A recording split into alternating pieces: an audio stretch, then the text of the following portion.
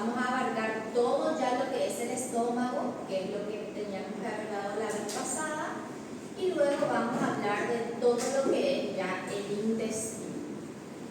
Va a estar un poco largo porque va a ser intestino delgado, intestino grueso hasta el ano. Y vamos a ver tanto patologías infecciosas, inflamatorias, autoinmunes, patologías mecánicas y, como siempre, al final vamos a ver patologías neoplásicas. Si es por mí, yo les voy a dar neoplásicas nomás, pero no puedo. Bueno, y no vamos a seguir tanto el orden porque no quiero saltarme. Entonces, nosotros hoy tenemos 2 horas de clase después, entonces hoy ya terminamos estómago. Vamos a dar ahora una parte y a la tarde, no sé qué hora. Seguida, profesor. ¿Seguido es? Ah, súper bien, entonces. Avísenme por favor a las 10 para que puedan marcar entonces.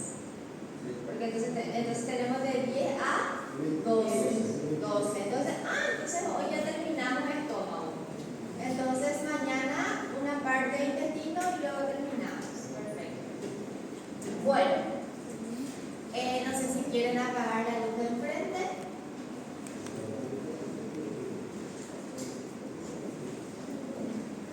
Bueno, entonces iniciamos con lo que sería el estómago, ¿verdad?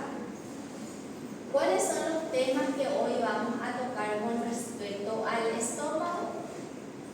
La gastropatía y la gastritis aguda. Gastropatía incluye todo lo que serían las enfermedades del estómago en sí, ¿verdad? Y la gastritis aguda es una forma en la cual el estómago se inflama, pero de una forma aguda, ya sea porque el estómago recibe una sustancia erosiva, como por ejemplo, uno de repente, les pongo un ejemplo, uno consume ayudín. Entonces, esa sustancia obviamente va a causar una inflamación y de forma aguda al estómago, ¿verdad? Va a lesionar, va a hacer un proceso inflamatorio de forma aguda. Y luego tenemos las lesiones de la mucosa que se asocian al estrés.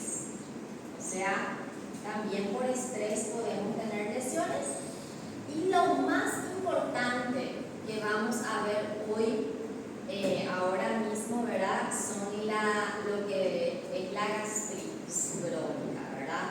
¿Por qué? Porque es lo que más nosotros vemos, la gastritis crónica. Y también me faltó acá las úlceras gastroduodenales. ¿Ok? Las úlceras gastroduodenales.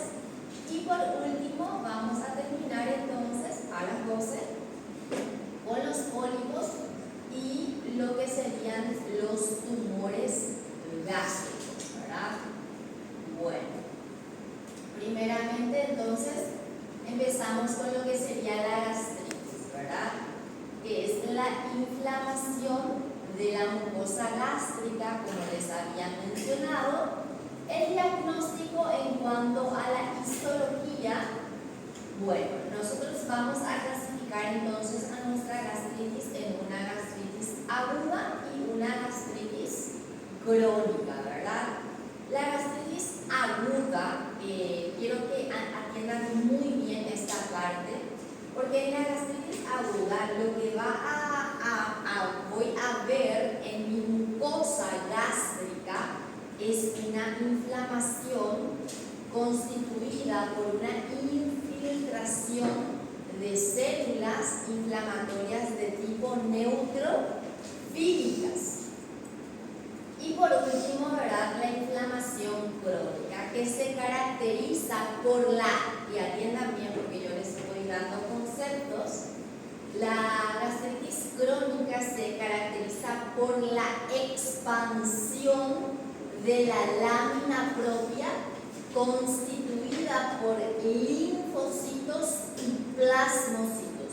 Si yo veo que mi lámina propia está expandida por linfocitos y plasmocitos, significa que yo tengo una gastritis crónica.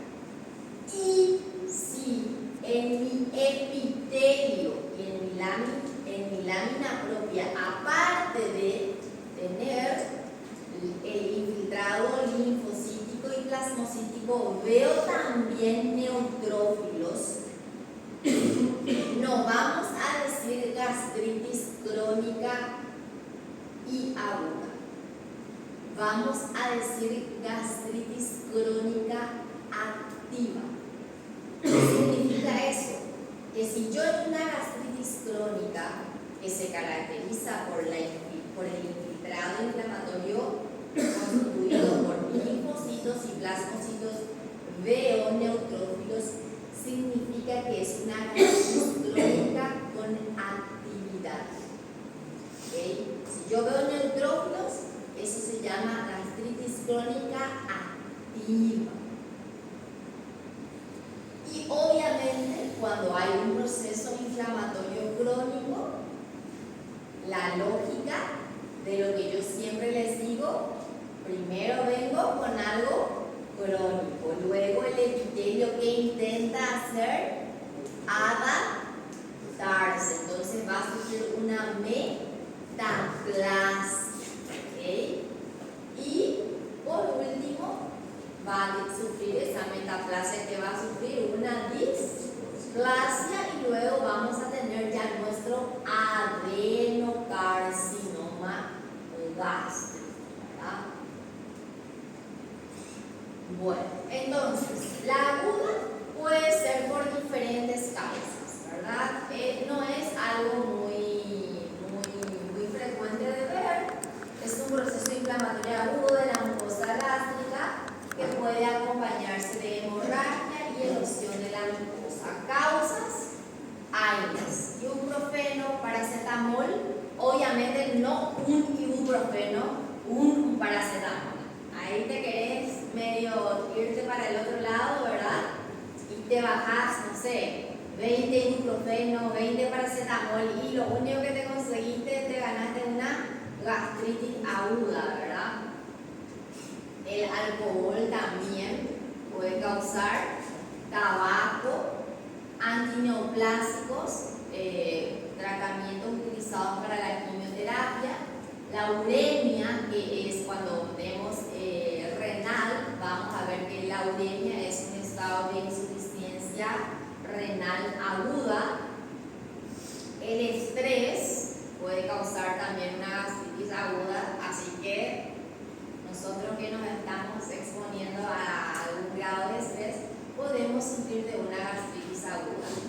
En un estado de isquemia y shock, ya sea hipovolémico o lo que sea, sustancias ácidas o básicas, como les dije, por ejemplo, el consumo de ayudín podría causar una gastritis aguda o una gastrectomía distal, ¿verdad? Porque en la gastrectomía es sacar una parte del estómago distal. Entonces sabemos que el estómago tiene su antro, su cuerpo y su porción pilórica, ¿verdad? Entonces, al quitar esa porción, eso puede generar una respuesta inflamatoria.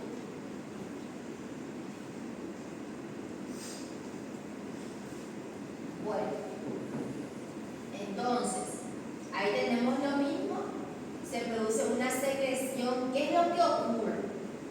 Todo esto que yo les mencioné como causas de gastritis aguda, ¿qué es lo que produce? Aumenta la secreción de ácido. El estómago obviamente es ácido, pero el exceso de producción de ácido, cuando sobrepasa sus límites, ese mismo ácido lesiona la mucosa gástrica. Entonces, al haber un aumento de la producción de ácido, se produce una disminución del bicarbonato, que es una sustancia básica que estaba protegiendo la mucosa gástrica, ¿verdad? Porque yo no sé si ustedes saben, el estómago produce ácido. ¿Para qué produce ácido? Para que todo lo que nosotros estemos consumiendo pueda digerirse, ¿verdad? Entonces se prepara el alimento, pero la mucosa del estómago no tolera el ácido. Entonces, ustedes por fisiología tienen que saber que ese epitelio foveolar, que es el epitelio del estómago, es un epitelio mucoso que produce bicarbonato. ¿Y qué es lo que hace el bicarbonato? El bicarbonato sirve como protector, porque si el ácido contacta directamente con el epitelio se va a lesionar. O sea, el estómago produce ácido, pero el epitelio no tiene que estar en contacto con el ácido porque es como que le va a quemar. Entonces, disminuye el bicarbonato, que es la sustancia básica que protege el epitelio foveolar, disminuye el flujo sanguíneo, se altera la capa de moco, porque yo les voy a mostrar que hay un moco, siempre hay un moco. Vos ves la glándula y dentro de la glándula siempre hay una sustancia que es el moco que le está protegiendo al epitelio foveolar. Y obviamente al pasar todo esto se produce un daño directo de lo que sería el epitelio. Bueno, puede ser leve. En una gastritis aguda leve vamos a ver un edema, ¿verdad? Obviamente, ¿qué tipo de edema va a ser? Un edema, ¿cuántos tipos de edema ustedes conocen?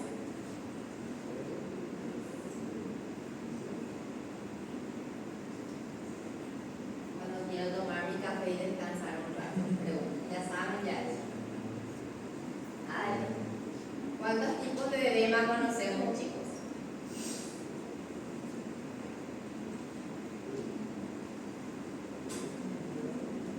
No, ya estamos terminando ya nuestro semestre.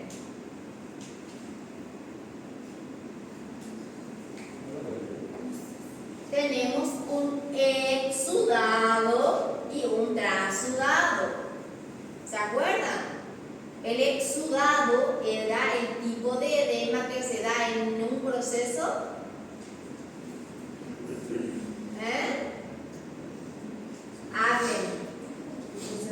inflamatorio. ¿Por qué? Fisiopatología. Aumenta la proteína. ¿Por qué? ¿Qué pasa fisiopatológicamente? ¿Cómo?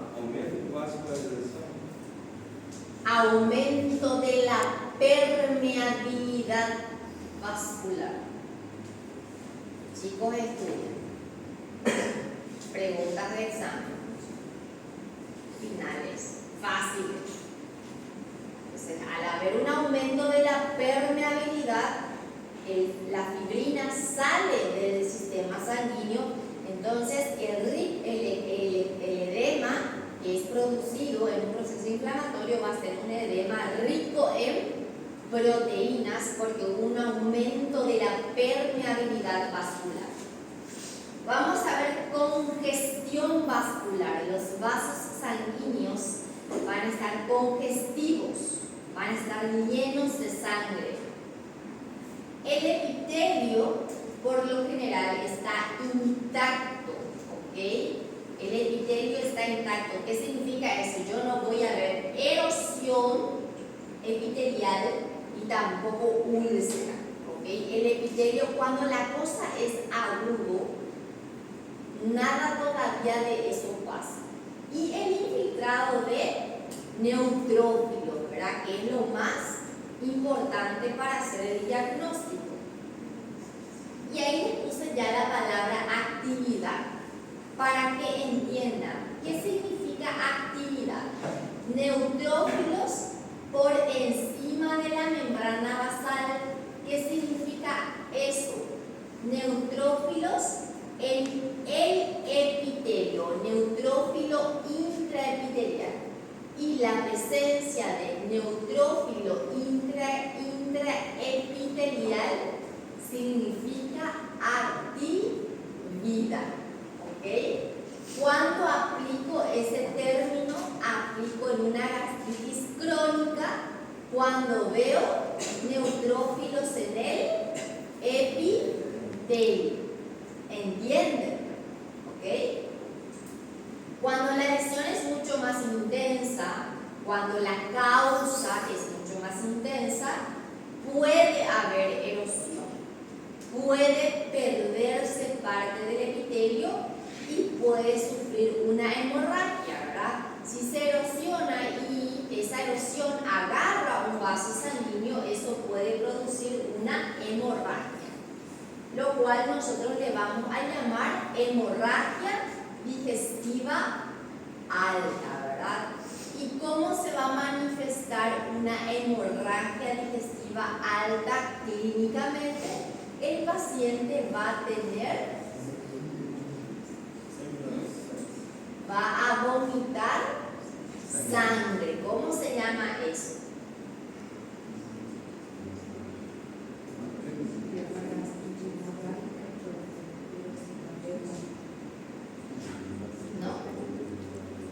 Vomitar sangre. Hematemesis. Bueno, entonces una gastritis aguda puede ser completamente asintomático, puede tener un dolor variable, el paciente puede presentar náuseas y vómitos, que probablemente sea la causa de consulta, la hemorragia o la melena. ¿Ustedes saben qué es la melena? ¿Todavía? Bueno, nosotros podemos, en nuestra materia fecal, puede salir sangre, ¿verdad? Esa sangre que sale puede ser sangre nueva o puede ser sangre vieja, ¿verdad? La sangre nueva es cuando sale la sangre con tu materia fecal y vos ves la sangre brillante, fresca, que significa que vino recién esa sangre. Pero si la sangre vino de arriba, que significa sangrar en el esófago, sangrar en el estómago o sangrar en el duodeno, tardó mucho esa sangre en llegar a la materia fecal. Entonces la sangre se coaguló y se volvió en una sangre oscura. Entonces a eso le llamamos melena. Entonces cuando a mí me viene un paciente que tiene y me dice, con mi materia fecal sale sangre brillante, yo digo que es una hemorragia digestiva baja que probablemente viene del intestino, ¿verdad? Grueso, ¿verdad? Y si me dice, con mi materia fecal viene una mancha de color marrón que parece chocolate, eso es una melena. Yo ya tengo que pensar en una hemorragia digestiva alta. Entonces tengo que pensar, este paciente está sangrando o en el estómago, o en el esófago, o en el duodeno. ¿Estamos bien? ¿Me están entendiendo? ¿Sí? No. Si vos me decís sangre oculta, significa que no ves. No, sangre oculta solamente se puede ver con un análisis de sangre. con un análisis. Vos analizás la sangre y ahí encontrás la sangre. Por eso se llama sangre oculta. El paciente no te va a decir que sangró porque no vio. ¿Entienden la palabra oculta? Oculta, el paciente no va a ver. Bueno, entonces el estómago se ve así, ¿verdad? Una gastritis crónica erosiva con la mucosa, ¿verdad? Estas son las partes que serían las zonas de erosión. Macroscópicamente esto se ve edematoso, congestivo, con áreas rojizas y con áreas de erosión. Venimos, ¿verdad? Y estas áreas serían las áreas donde hubo la pérdida del epitelio, ¿verdad? La erosión. Y obviamente eso puede sangrar un sangrado en el paciente, ¿verdad? Que si no vomita, puede ir para abajo, ¿verdad? Y si va para abajo, ¿qué vamos a encontrar? Melena. Muy bien. Bueno, entonces, macroscópicamente, esto sería la imagen de un estómago con una gastritis aguda. Ve cómo el epitelio foveolar, ¿qué le pasó? Está completamente erosionado, se perdió el epitelio. ¿Recuerden de la diferencia entre erosión y úlcera? Erosión era solamente la pérdida del epitelio y mucosa es la pérdida de tejido más allá del epitelio. ¿Ok? Bueno, entonces lo primero que yo veo es una erosión del epitelio. ¿Qué veo? Hemorragia. ¿Qué veo? Infiltrado inflamatorio ¿de qué tipo?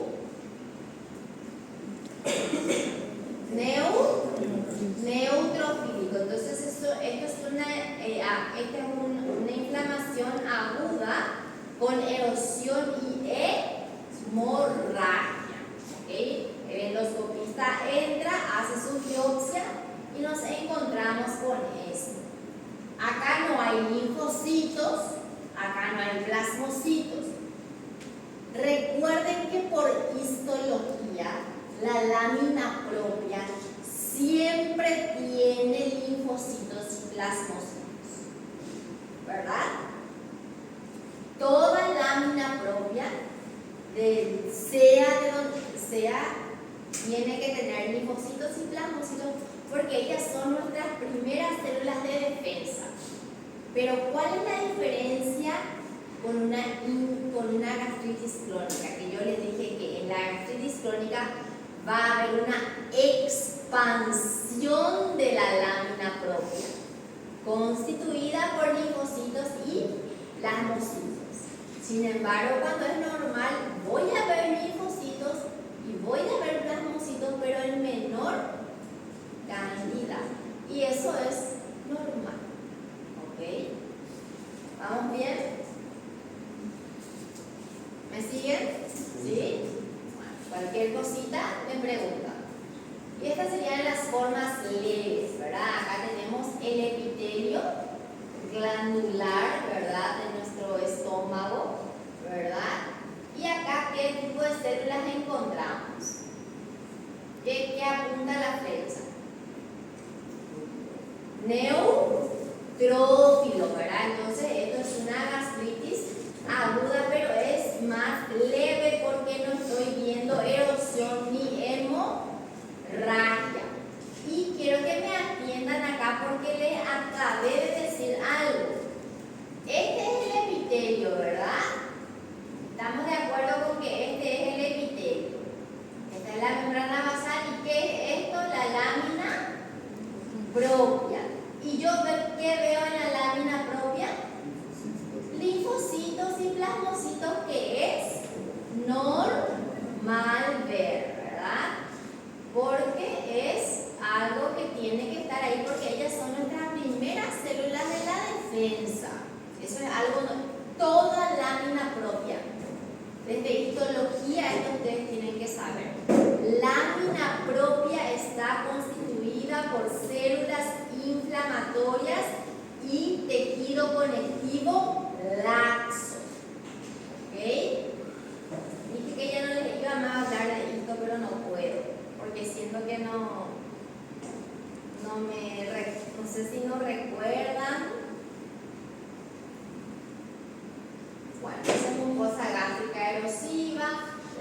textura suele ser a veces más gruesa, que es lo normal, ¿verdad?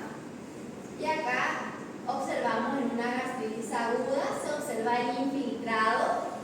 Miren un poco, si yo solamente veía linfocitos y plasmocitos, iba a ser completamente normal. Pero ¿qué yo estoy viendo acá? Neutrófilo, muy bien, neutrófilo, neutrófilo, neutrófilo. Entonces con eso yo hago el diagnóstico de una gastritis aguda, ¿verdad? Bueno, hablemos ahora de la actividad, ¿verdad? ¿Qué era la actividad? Era la presencia de neutrófilo en el epitelio. Una cosa es neutrófilo en la lámina propia y otra cosa es neutrófilo en el epitelio. La presencia de neutrófilos en el epitelio, esto es la glándula, o sea, esto es mi epitelio. Si yo veo acá neutrófilos, miren también un poco acá, está lleno de neutrófilos, ¿ven? Eso significa actividad, ¿ok?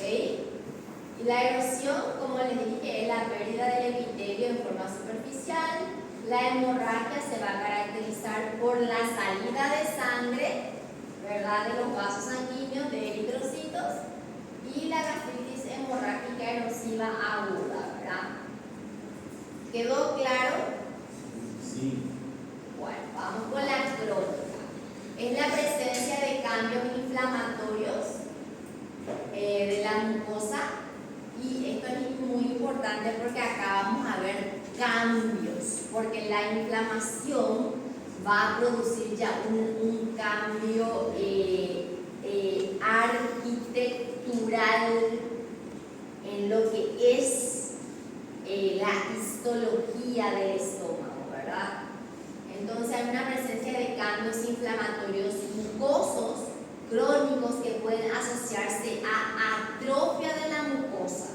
¿Qué significa atrofia? Voy a ver menor cantidad de glándulas, ¿verdad?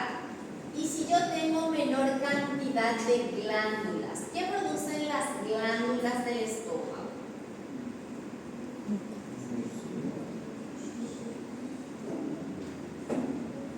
A ver, hasta que tome todo mi café les voy a torturar. Produce mucina, ¿qué más? Lo más importante, ¿qué produce el estómago? El ácido, ¿verdad? El ácido. ¿Qué también produce? Algo demasiado importante que necesito que sepan. Perdón, que les hable para mí. Eso es la sustancia básica, el carbonato. El carbonato, ácido peptídico. ¿Cómo? Y ese, el ácido clorhídrico, es el ácido peptídico que produce. Pepsina, muy bien, excelente. ¿Qué hace la pepsina? La pepsina es el que le estimula a las células para que produzcan ácido clorhídrico. ¿Ok? Y me falta otro que necesito que sepan. ¿Qué produce el estómago? Factor intrínseco. Factor intrínseco. Atiendan, necesito que sepan todo lo que produce el estómago. ¿Por qué? Porque si yo tengo atrofia, todo eso va a disminuir. ¿Quién dijo pepsina? Pepsina. ¿Vos pensás que la pepsina va a disminuir o va a aumentar?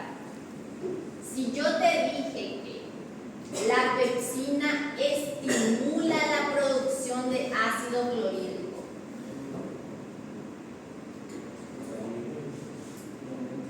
va a aumentar. que va a intentar compensar. Entonces yo voy a tener una hiperplasia de las células que producen pepsina, que son la pepsina es una hormona que estimula a las células a producir ácido clorhídrico. Entonces, al ser una hormona, esas células van a sufrir una hiperplasia en vez de una atrofia. Y el resto sí va a sufrir una atrofia, ¿ok? Bueno, la presencia de cambio inflamatorio en la mucosa, atrofia de la mucosa y por último también vamos a tener obviamente la metaplasia intestinal. Así como tuvimos metaplasia en el esófago, también vamos a tener una metaplasia en el estómago, ¿verdad? Que luego va a convertirse en displasia y por último en carcinoma. Y miren un poco la reina de la displasia. El Helicobacter pylori, ¿verdad? Es la causa más frecuente. También existen otras enfermedades que pueden causar gastritis crónica, como la autoinmune, el alcohol, el cigarro, pacientes tratados con quimio, radiación, entre otros, ¿verdad? Pero lo más frecuente es el H. pylori.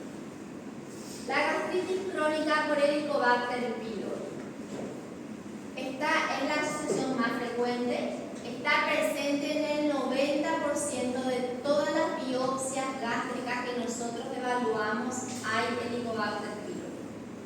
¿Cómo nos contagiamos? Fecal oral. La mayoría es asintomático. ¿Qué es lo que hace?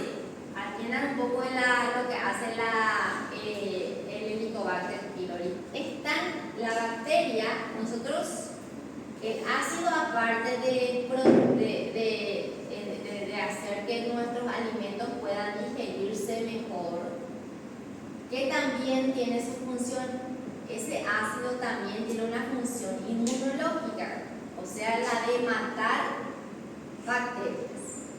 En el estómago se deberían de morir la mayoría de las bacterias, pero el Helicobacter pylori no se muere. ¿Ustedes ya dieron en fisiopatología esto? ¿O gastritis? A ver, es mucho entonces. ¿Por qué el Helicobacter pylori sobrevive? Porque produce urea. ¿Qué produce? Fisiopatológicamente, ¿qué hace el Helicobacter pylori para poder sobrevivir en la mucosa gástrica? Eso ustedes dan en fisiopatología. ¿Cómo? Producción de ureasa, excelente. Y la ureasa es una sustancia básica. Entonces, el Helicobacter pylori, al producir ureasa, se protege. ¿Y dónde le vamos a encontrar al Helicobacter pylori? Siempre va a estar dentro del moco. Va a estar escondido dentro del moco para que el ácido no le lastime. Entonces, produce ureasa y luego va a empezar a producir toxinas, que es lo que va a dañar el epitelio, ¿verdad? La gastritis crónica tiene dos patrones. El lugar más frecuente, pregunta de examen, el lugar donde más ataca el Helicobacter pylori es la porción antral. El antro gástrico es el lugar donde más le gusta al Helicobacter pylori. ¿Por qué piensan eso? ¿Por qué le gusta más el antro?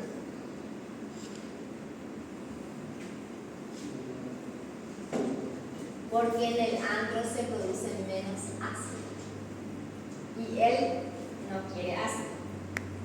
Por eso hay que hacer biopsia del antro y del cuerpo. Entonces, el lugar favorito del Helicobacter pylori es el antro. Hay una alta producción de ácido y puede llegar a producir una úlcera también duodenal, el Helicobacter pylori, que vamos a ver más adelante. Y la pangastritis, ¿qué es la pangastritis? Es la gastritis pero en forma generalizada. También puede causar gastritis en todo el estómago. Atrofia multifocal, disminuyen las glándulas. Mayor riesgo de adenocarcinoma, ¿por qué? Porque produce metaplasia, displasia y luego adeno. Y mayor producción de interleucina beta, ¿verdad? Que aumenta la inflamación. La etiopatogenia, el Helicobacter pylori, como les dije, el 90%, gastritis la mayoría es antral, las otras causas de gastritis, vamos a hablar un poquito de la inmunológica también. Entonces, el Helicobacter pylori, en fin, lo que produce, las enfermedades que pueden producir la gastritis, el Helicobacter pylori, aquí está, pueden producir gastritis crónica, enfermedad ulcerosa peptídica, y el lugar más frecuente donde el Helicobacter pylori produce úlcera es en el duodeno. No, y luego en el estómago. Puede producir en el estómago o en el duodeno, pero donde más frecuentemente produce es en el estómago. Y puede producir un linfoma que se llama linfoma de Mal, que significa linfoma en el tejido linfoide asociado a la mucosa. T significa tejido linfoide asociado a la mucosa gástrica. Voy a explicar y luego te voy a ayudar en tu pregunta. Tejido linfoide asociado a la mucosa. ¿Qué pasa? En la gastritis crónica se produce demasiados linfocitos y plasmocitos. ¿Eso cómo se llama? Eso se llama tejido linfoide asociado a la mucosa. Entonces, esa sobreproducción de linfocitos y plasmocitos puede hacer que en la hiperproducción esas células sufran un cambio, una mutación. Entonces, tenemos un proceso neoplásico de tipo linfoide. Entonces, el Helicobacter pylori, aparte de producir adenocarcinoma gástrico, que también puede producir linfoma de Mal gástrico. Pregunta de examen. ¿Okay? Yo también puedo tener un linfoma en el estómago por culpa del Helicobacter pylori. Y otra pregunta de examen. Si yo erradico el Helicobacter pylori, ¿qué significa erradicar? Le elimino. Me puedo curar de mi linfoma. Es el único linfoma que se puede curar si yo elimino el Helicobacter pylori. El adenocarcinoma no. Ese ya te fuiste a la vez. Ese te va a matar yo. Pero este no. Cuando vemos linfoma, el linfoma de Mal es uno de los linfomas de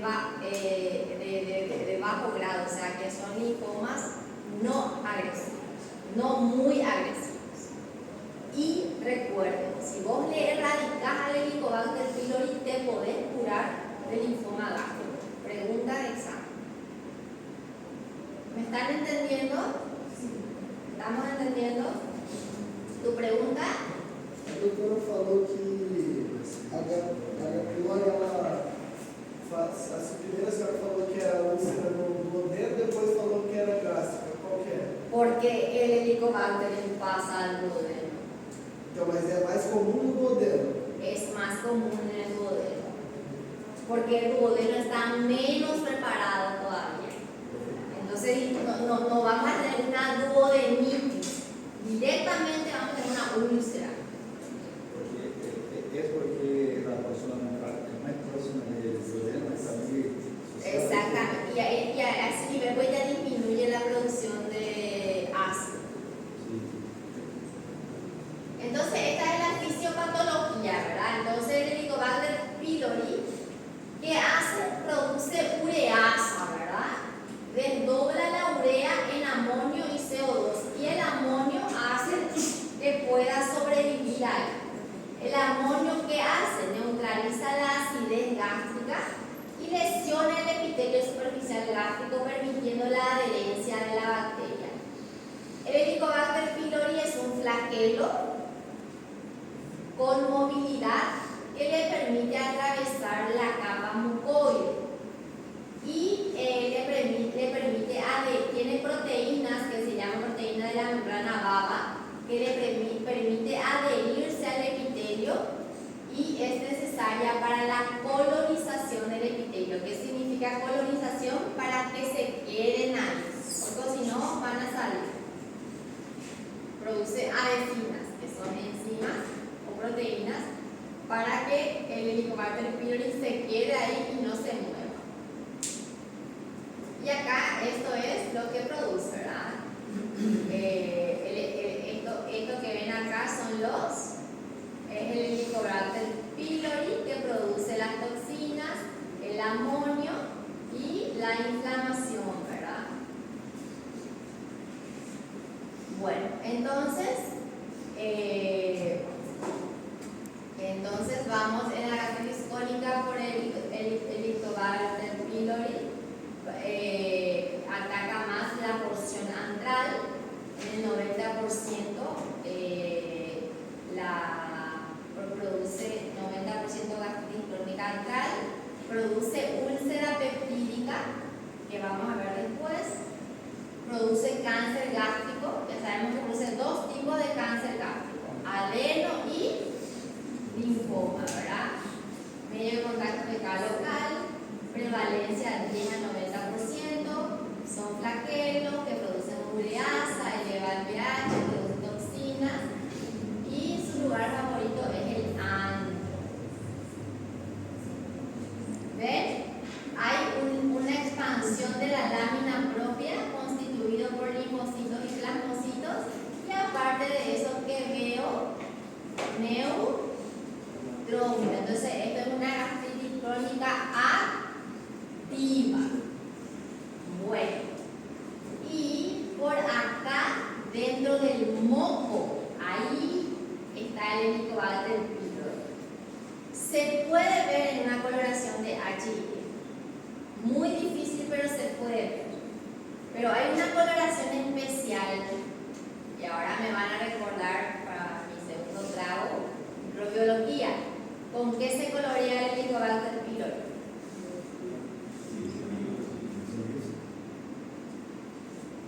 No, es un bacilo ácido alcohol resistente. ¿Qué es el Helicobacter pylori microbiológicamente hablando?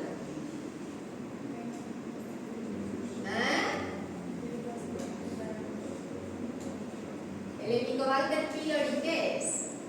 Es una bacteria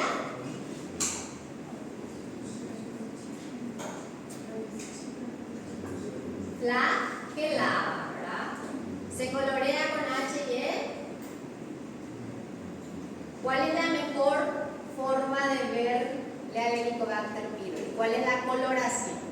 Eso ustedes dan en microbiología.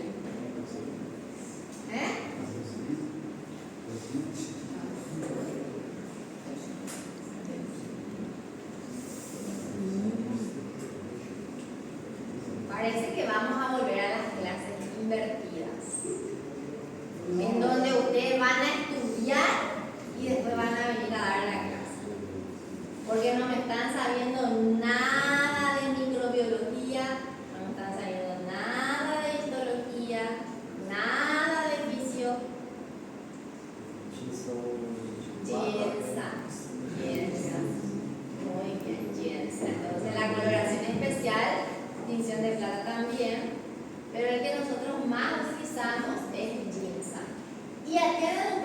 yo les dije, ¿se acuerdan que les dije que el Helicobacter pylori qué estimulaba?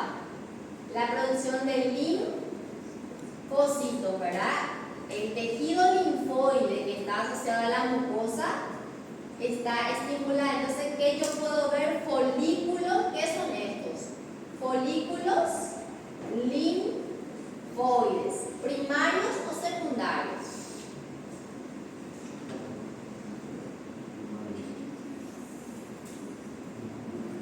¿Cómo yo diferencio un folículo linfoide primario de uno secundario? ¿Cómo? Ellos no tienen membrana. Folículo linfoide es la acumulación de linfocitos. Y hay dos, primario y secundario. Uno todavía no hizo nada y el otro ya hizo algo. El primario no hizo todavía nada y el secundario ya hizo algo. ¿Cómo lo diferencio entre un primario y un secundario? ¿Qué tiene que tener el folículo linfoide secundario? Ay, gente, tiene que tener centro germinal. Esto que ustedes están viendo acá es un folículo linfoide. Acúmulo de linfocitos. No voy a entrar porque acá hay centroblastos, un montón de células, pero con que me reconozcan que este es un folículo linfoide ya estamos bien, ¿ok? Si yo veo un centro claro, ¿ven? ¿Ven que las células del centro son más claras? Porque ahí hay células inmaduras, centroblastos y plasmoblastos. Y eso aclara. ¿Y qué significa la presencia? ¿Qué significa la presencia de folículos linfoides primarios, secundarios? Cuando tienen centro germinal significa que son secundarios. Significa que están activos, están luchando contra algo, que en este caso es el Helicobacter pylori. Entonces el Helicobacter pylori, ¿qué hace? Estimula al tejido linfoide asociado a la mucosa. Y es por eso que puede producir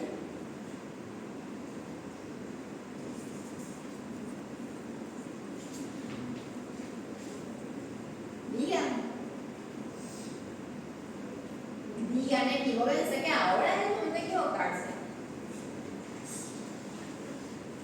Vale, chicos, que ustedes nunca me ven a esta hora y así estoy cuando es de mañana. A la tarde, a la noche ya estoy. ¿Ah? ¿Cómo? No. El Helicobacter pylori produce linfoma por esto, porque estimula al tejido linfoide asociado a la mucosa. Ustedes me entenderían a la perfección si es que saben fisiología, histología, y si vieron fisiopatología, peor. Porque yo les estoy hablando de todo. De todo les estoy hablando. Y si no me están comprendiendo, yo estoy haciendo lo posible porque me comprendan.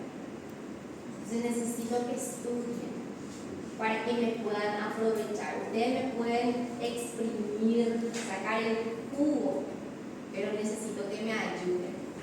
¿Okay? Necesito que estudien y aprovechen todas las parciales.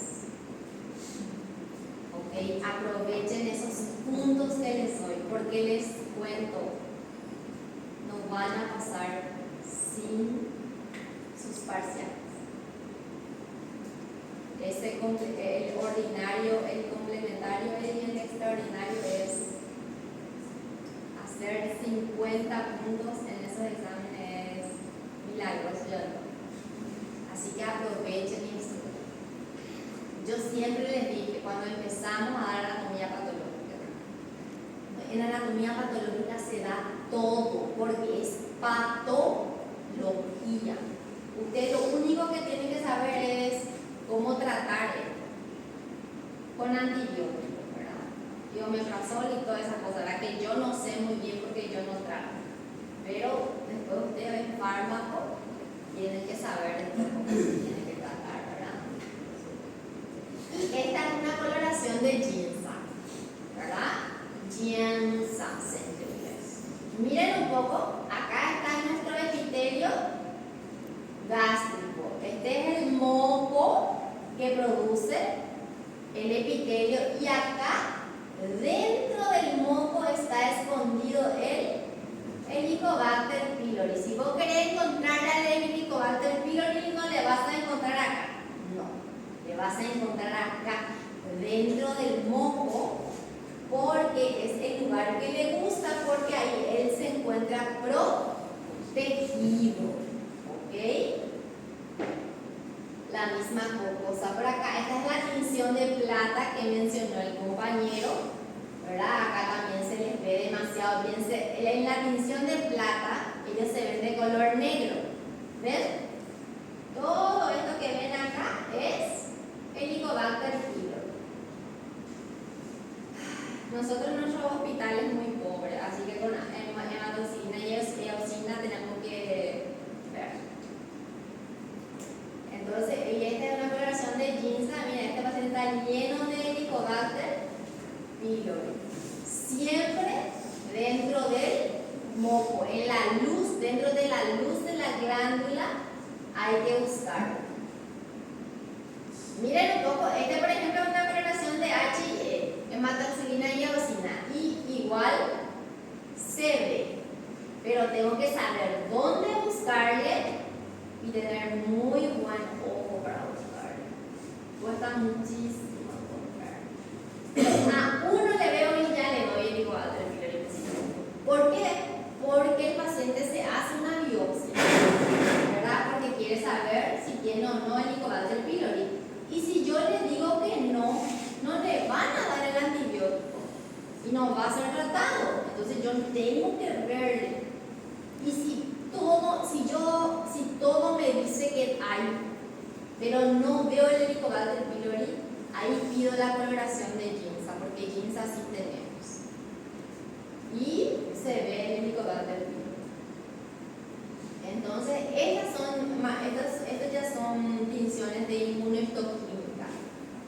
Porque muchas veces, esto sería lo máximo, esto es lo más, como en los centros especiales, en donde se cuentan con tinciones de inmunohistoquímica, lo ideal luego sería hacer tinciones de inmunohistoquímica para Helicobacter pylori. Y ellos con la tinción de inmunohistoquímica se ven claramente al Helicobacter pylori. ¿Ok? 1,500,000. IPS no tiene. El INCAN, no sé un poco si tiene, pero hay en Paraguay al menos, y en Brasil seguro hay, pero en Paraguay hay en privados. IPS no tiene y hospital menos.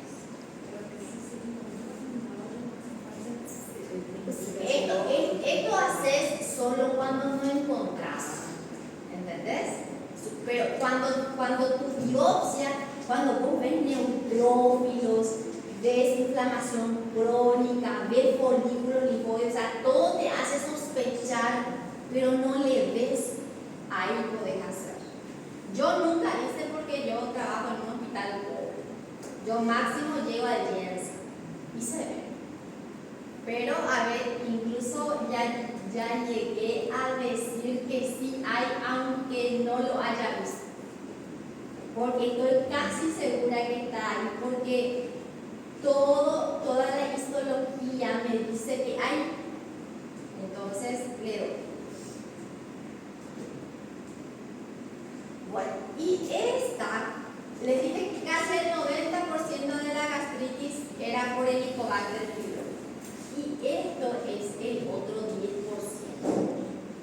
La gastritis autoinmune.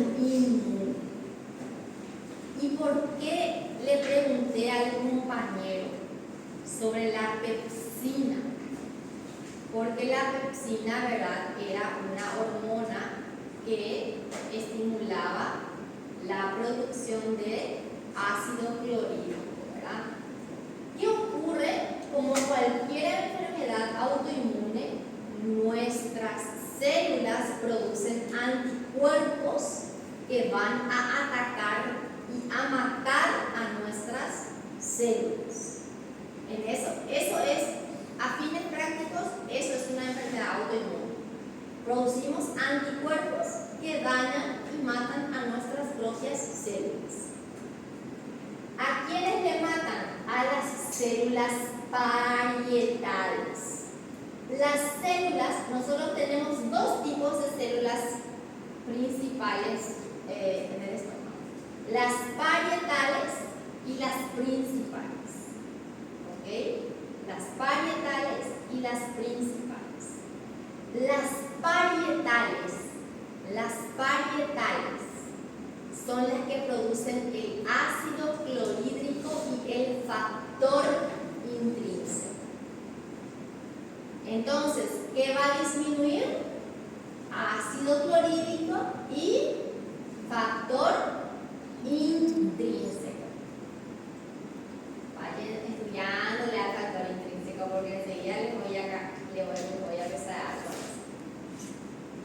Hay una pérdida de producción de ácidos, se destruye la glándula, se pierde la mucosa y pérdida de producción del factor intrínseco. No hay factor intrínseco y se produce una anemia que se llama anemia perniciosa o megaloblástica. ¿Cuál es ya vieron anemia en fisiopato? ¿Cuál es la causa de la anemia perniciosa o megaloblástica? ¿El déficit de qué vitamina? B12, excelente.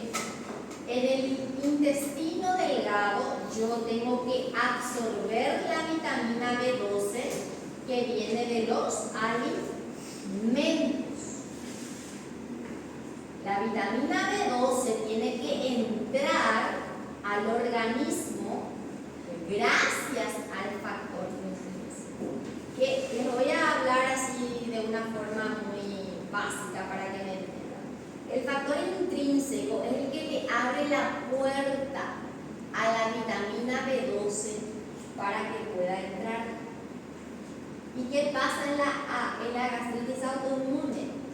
Nadie le abre la puerta a la vitamina B12 porque no está el que abre la puerta, no está el factor intrínseco. Entonces, aunque yo tenga una anemia perniciosa, aunque consuma vitamina B12, no me sirve. Entonces, ¿qué es lo que suele pasar? El clínico ya sabe que su paciente tiene anemia perniciosa y le da vitamina B12. Le da y nunca se cura su paciente. Entonces tiene que pensar en otra causa. ¿Cuál es la causa real? ¿Por qué la vitamina B12 no me está sirviendo si yo le estoy dando? Entonces tengo que pensar que existe esta enfermedad, que es la gastritis autoinmune, en donde las células parietales dejan de producir el factor intrínseco. ¿Y cómo hago el diagnóstico? Biopsia. Hago la biopsia y yo veo que no hay células parietales. Al no haber células parietales, yo ya sé que no va a haber factor intrínseco. Y llegamos a un punto en que yo necesito que conozcan estas enfermedades, porque yo cuando me fui al hospital psiquiátrico, cuando pasé por el hospital psiquiátrico, porque la anemia perniciosa, seguro ya saben que produce una anemia que se llama, la persona que tiene anemia megaloblástica, hay le llamamos así, locura megaloblástica, ¿le suena? La persona que tiene anemia megaloblástica puede enloquecer, puede sufrir un trastorno mental. Entonces, ella era una paciente que tenía un trastorno mental y estaba en el hospital psiquiátrico. Y tenía anemia megaloblástica. Hasta que a uno de los médicos se le ocurrió, como que le estaban dando la vitamina B12, pero no funcionaba, ¿verdad? Se le ocurrió que podría ser esta la causa, y evidentemente la causa fue esta. Entonces empezaron a darle factor intrínseco a la paciente y se curó la paciente. Se fue al hospital psiquiátrico antes, cosa que pudimos haber evitado si teníamos conocimiento. Por eso es demasiado importante que estudien y sepan. Mientras más sepan, van a ser mejores. ¿Okay? Tienen que conocer todas las enfermedades y las posibles causas, diagnósticos diferenciales. Si le están haciendo un tratamiento y si ese tratamiento no está funcionando, busquen la causa, porque hacer el diagnóstico de esto es difícil. Pensar en esto es difícil. ¿Okay? Ahora a ustedes les es fácil porque yo les estoy explicando, pero cuando ustedes sean clínicos, ustedes se van a olvidar ya de esto, se van a olvidar que esta enfermedad existe.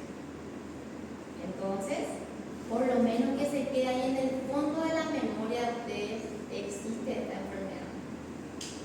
Porque si no, vos le vas a empaquetar con vitamina B12 y tu paciente igual no va a estar enfermo. Y es relacionado, siempre las enfermedades autoinmunes se relacionan a otras enfermedades autoinmunes. Entonces, la gastritis crónica, la morfología, hay un daño, y atiendan la diferencia. ¿Se acuerdan que el H. pylori dónde ataca? ¿En qué parte del estómago? Antro. El autoinmune, cuerpo y fondo. Cuerpo y fondo. El Helicobacter pylori ataca antro, puede dañar todo el estómago, la mucosa está roja y los pliegues engrosados. En cuanto a la microscopía que voy a ver, infiltrado inflamatorio linfoplasmocitario, puede haber o no actividad, y agregados linfoides o acúmulos linfoides o folículos linfoides, que es lo mismo, ¿verdad? Con centro germinal, ¿verdad?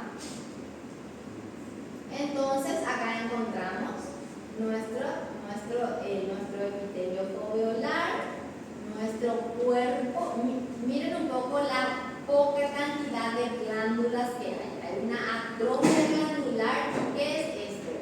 Tejido linfoide asociado a la mucosa. Hay mayor cantidad. Este, por ejemplo, es un folículo linfoide, pero primario, ¿verdad? No tengo acá el centro germinal. El autoinmune, entonces, el 10% de la gastritis crónica, respeta el antro. En antro no va a haber daño. No le gusta el antro, solo el cuerpo y el fondo. Hay hipergastrinemia. Aumenta la producción de gastrina. Hay anticuerpos que atacan a las células parietales, disminuye la producción de factor intrínseco. Hay una hiperplasia endocrina.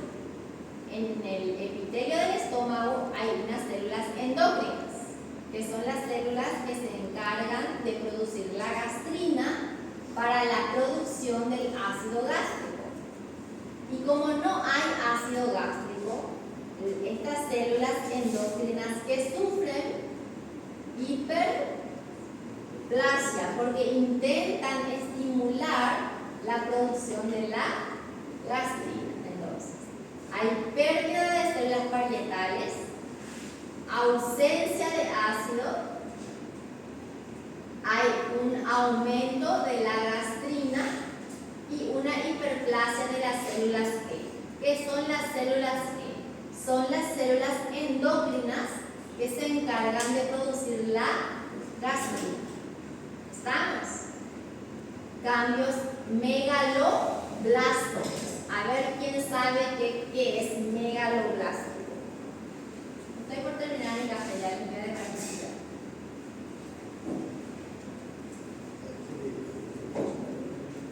Mega, ¿qué significa? Grande, plástico.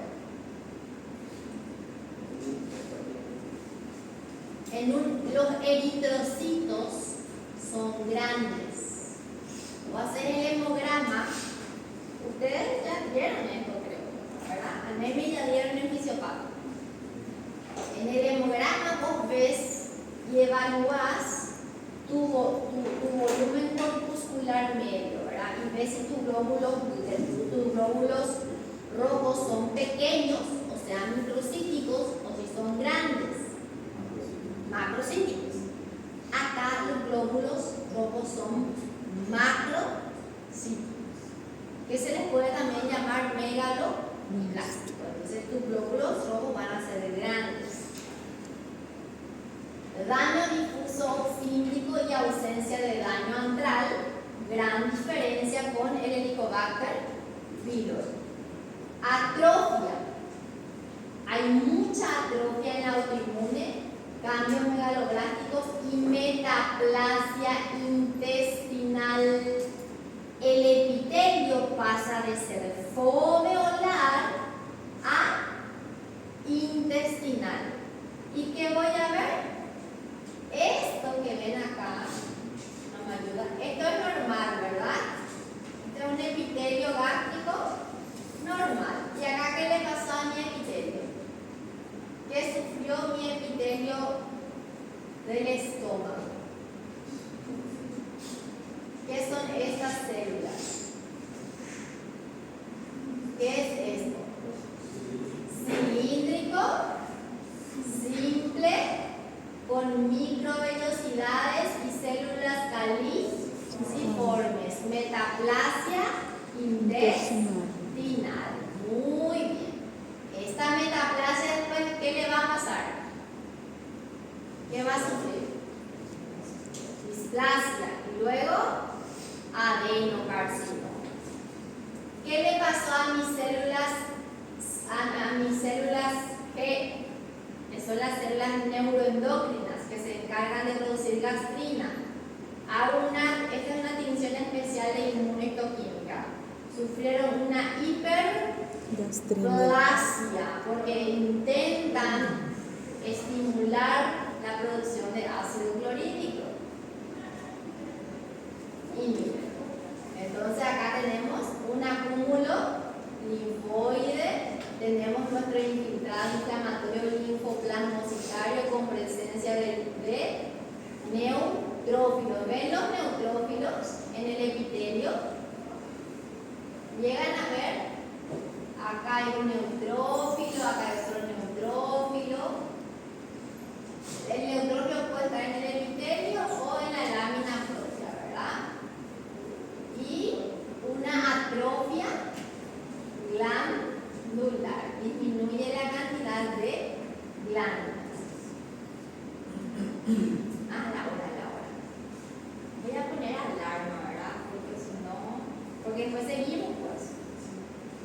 Vamos a hacer un pequeño receso y vamos a seguir. Pero voy a poner primero mi alarma porque queremos reclamar esto porque vamos a...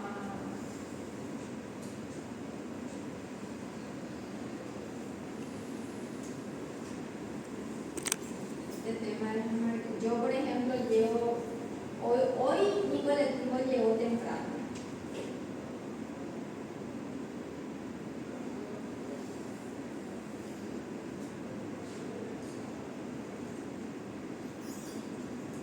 Pero hay veces que no va a poder llegar a la universidad.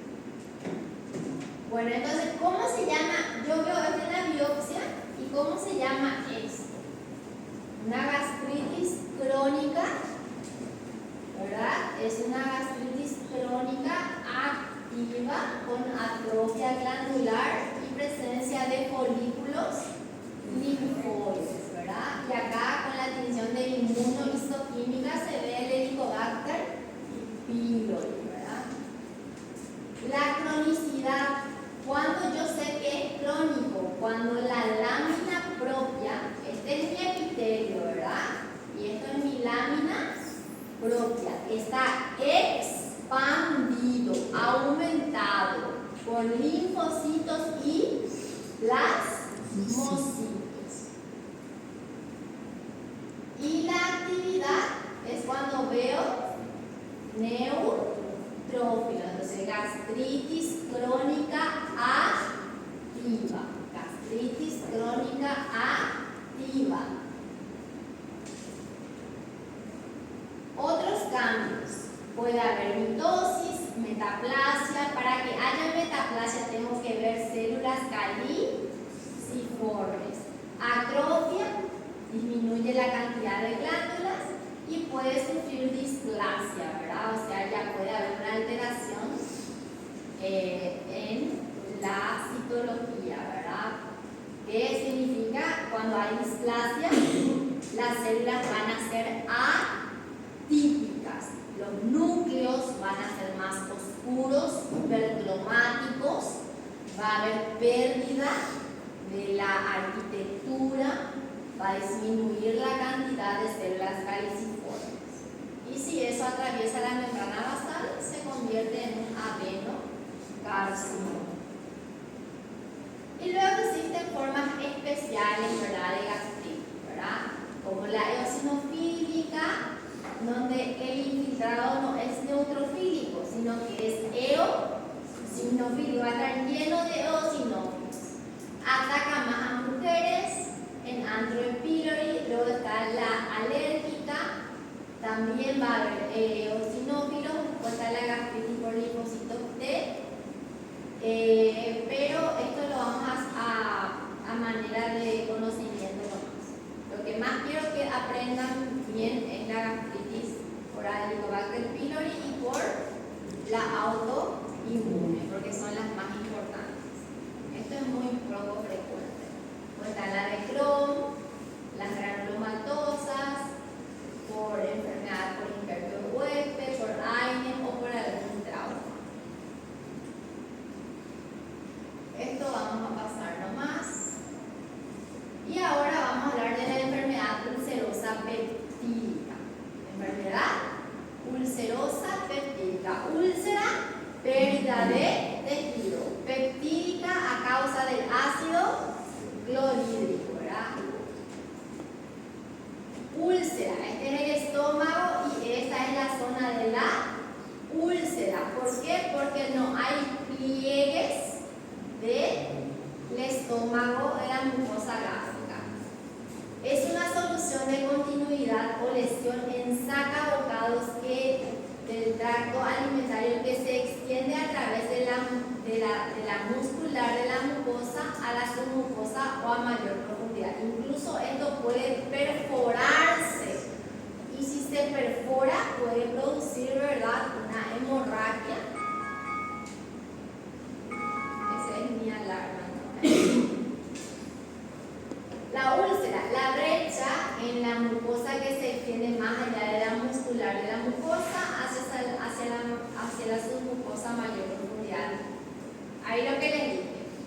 Más frecuente en el, pregunta de examen, duodeno.